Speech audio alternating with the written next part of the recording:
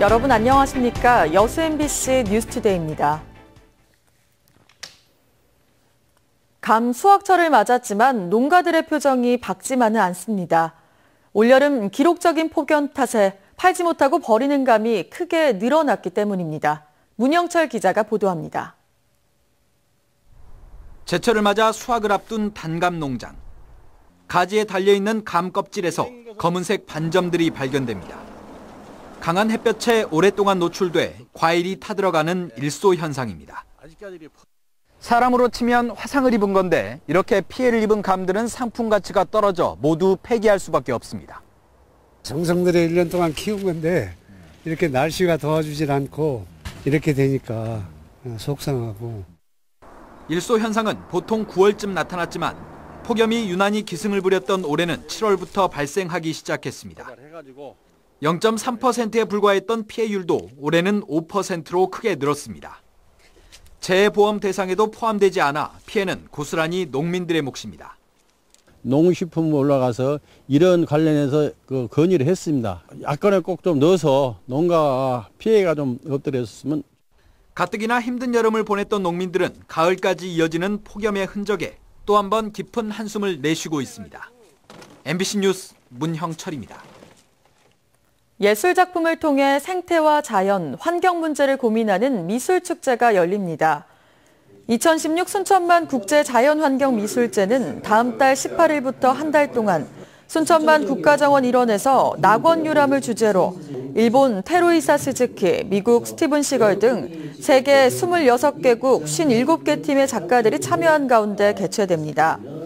이번 미술제는 야외 설치전, 실내전, 퍼포먼스 등 세계 영역의 창의성이 풍부한 작품들을 전시해 순천만 국가정원을 모태로 한 자연환경 미술의 가능성을 실험하고 순천이 남도 문화허브로 자리매김하는 장이 될 수 있을 것으로 기대됩니다.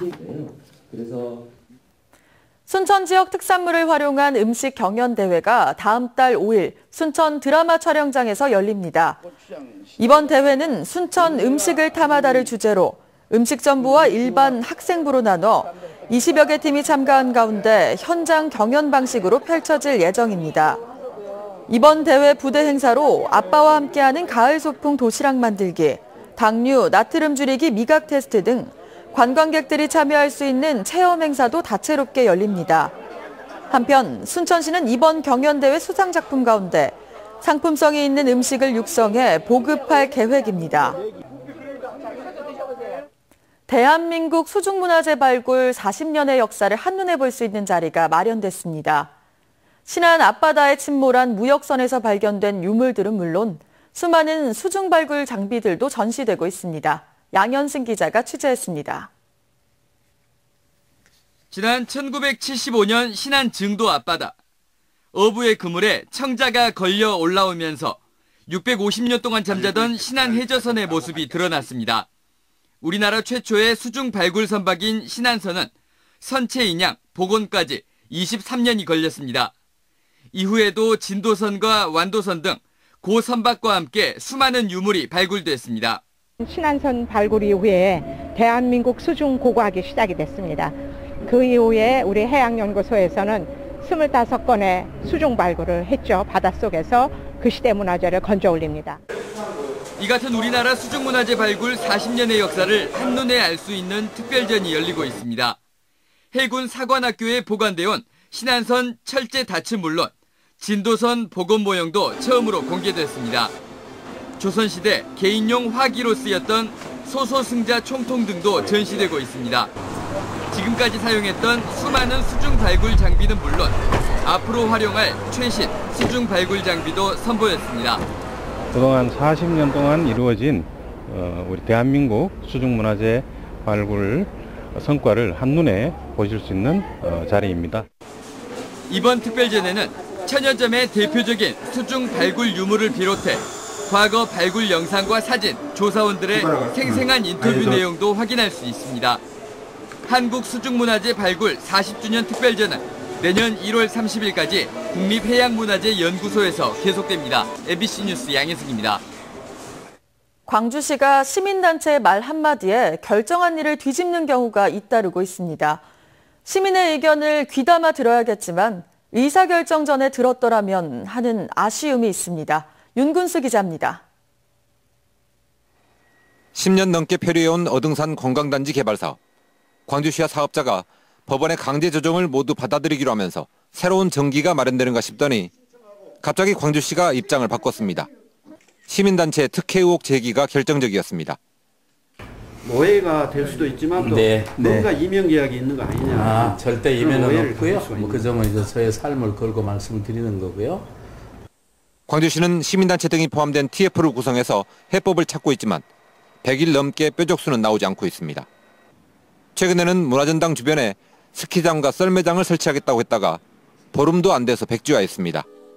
시민의 대의기관인 시의회에서 시장이 공식적으로 한 발언이었지만 5월 단체의 반대 의견이 나오자 곧바로 뒤집었습니다.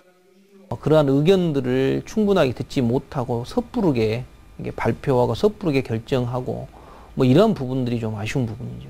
결국엔 논란과 혼선을 부르는 의사결정을 두고 소통 방식에 문제가 있다는 비판과 함께 시민단체 출신으로 5월 광주의 당당함을 말해온 윤장현 시장이 시민단체와 5월 단체의 반대를 무릅쓰지는 못한다는 해석이 나오고 있습니다.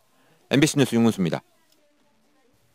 해경이 해상종합훈련을 통해 구조대응 태세를 점검합니다. 여수 해양경비안전선은 어제부터 사흘 동안 관내 해상 일대에서 경비함정과 승조원 등을 동원해 구조와 기동훈련을 실시하고 현장 대응 능력을 강화할 계획입니다. 이와 관련해 해경은 오늘 오전 9시부터 12시까지 여수시 남면 소리동 동쪽 9.2km 해상에서 함포 사격 훈련이 실시된다며 이곳을 지나는 선박들의 주의를 당부했습니다.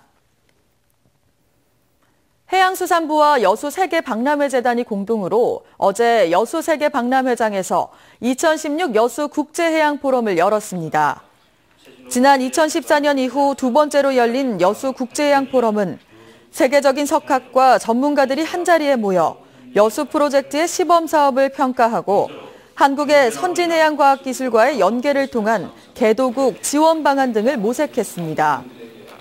이번 포럼에는 에넬레 소포앙아 투발루 총리와 라비닌 정부간 해양학위위원회 사무총장을 비롯해 해양 관련 전문가 350여 명이 참석했습니다.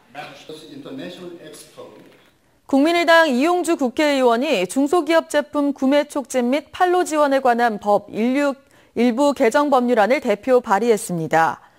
이용주 의원은 민관기관이나 단체의 경우 정부로부터 공익적 목적으로 예산 지원을 받아 운영하고 있지만 해당 보조사업과 관련해 중소기업 제품 구매에 대한 의무는 전혀 부여받고 있지 않고 있다며 법안 개정 취지를 밝혔습니다. 이번 개정안 발의에는 이 의원 외에도 장병완, 주승용, 유승엽 의원 등 19명이 참여했으며 판로지원법 개정안이 발의되면 우수한 중소기업들의 판로 개척에 큰 도움이 될 것으로 기대됩니다. 전남 지역의 관광지 가운데 여행객들의 관심이 가장 집중되는 곳은 여수와 순천인 것으로 나타났습니다. 전라남도가 공개한 SNS 관광 키워드 빅데이터 분석에 따르면 최다 언급 지역은 여수, 순천, 담양, 광양이었으며 언급된 내용 중 긍정적인 의견 비율은 여수, 담양, 완도, 고흥 순이었던 것으로 나타났습니다. 완도와 고흥은 언급량에서는 전남 22개 시군 중 9위와 21위였지만 만족도는 3, 4위를 차지해 눈길을 끌었습니다. 이번 조사는 전남도가 SK텔레콤에 의뢰해 지난 7월부터 1년간 뉴스와 블로그, 카페, SNS 등 284개 사이트에서 관련 키워드를 분석한 결과입니다. 순천시가 전국 최초로 공원 놀이터 활동가를 양성합니다. 순천시는 기적의 놀이터에 주말이면 700여 명까지 방문객이 늘어나면서 어린이들의 안전지킴이 역할을 하게 될 공원 놀이터 활동가 7명을 최근 선발한 데 이어 다음 달까지 5주 동안 놀이문화 응급처치와 대처 방법 등에 대한 교육을 실시하고 있습니다. 순천시는 지난 5월 신대지구 내 엉뚱발뚱 기적의 놀이터를 개장한 데 이어 내년 4월까지 기적의 놀이터 2호를 준공할 계획이며 오는 2020년까지 기적의 놀이터 10곳을 단계적으로 조성해 나갈 계획입니다. 앞으로 광양항의 안전관리에 항만 내 예선들이 적극 활용됩니다. 여수 광양항만공사는 한국예선협동조합 여수지부와 광양항 위험물부두 안전사고 예방을 위한 해상 안전관리 업무 협약을 체결하고 부두 인근에 공사용 바지선이나 소형 어선들이 밀려올 경우 예선들이 긴급 초동 대응에 나서기로 했습니다.